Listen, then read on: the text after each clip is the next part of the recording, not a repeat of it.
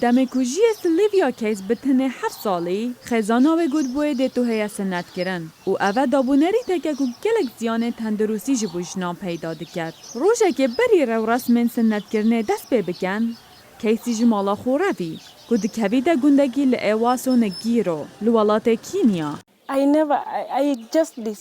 من بریار دا بو من باشتره از براوم اگر خو از بمرم چنکی من او هسته هبون خو روژه که باب من از نگهاندی ما خواندنگهه و نکد وید من سند بکد اره پشتی من سند کد و من جه خواندنگهه بیبار کد ده چه بیت لدیو دا دوید تو شو بکی من جی گود باشتره اگر از بخو براوم چه من هاری کاری هبید یا نه سنتر تاسا روی کچان جهک بو کیسیه پیدا کرد داکو بمیتد خواندنگه دا و نه تسنت کرن. اگنس پریو یا تمن 63 سالی دا مزرینه را سنتریه. اوج سال 1999 وره هاری کاریا پتر 1000 کچان کریه. آرمان جاویج پاراستنا کچان جبر اگره که تایبته. Because of what I went through. جبروی او استرابوریم کس نشد بشته من کو سند کرین یا باش بی. من باندور توی دینت زانیم.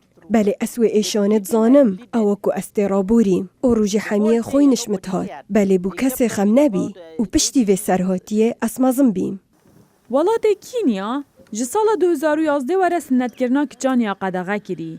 لهر لهنده گروپ نجادی و کیما سای دابونری ده که تایبت جبوشنان بریشی بکن. نتوین یا گرتی دبیجن، اک جپین جنین کینیا دناو براجی 15 و 49 سالی دا ین هاتی نسند کرن.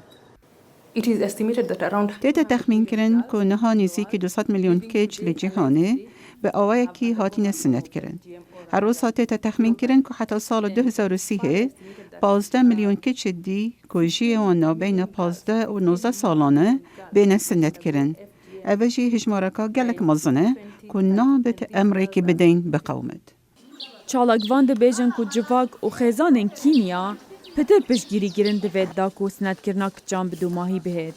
کیسی لبره و گریته و بو مالا خو بو ایکم جار پشتی بورینا 11 سالان دا که دگل خیزان خو پک بهید اوه. او دخوازید خونا خو که ببیتنوش دارکا پزیشکی دگل وان پاروه بکد و نیشا همیان لگوندی بدد که کچ نابید بهید سند کرن و دوید همی بچنه خواندن گهان.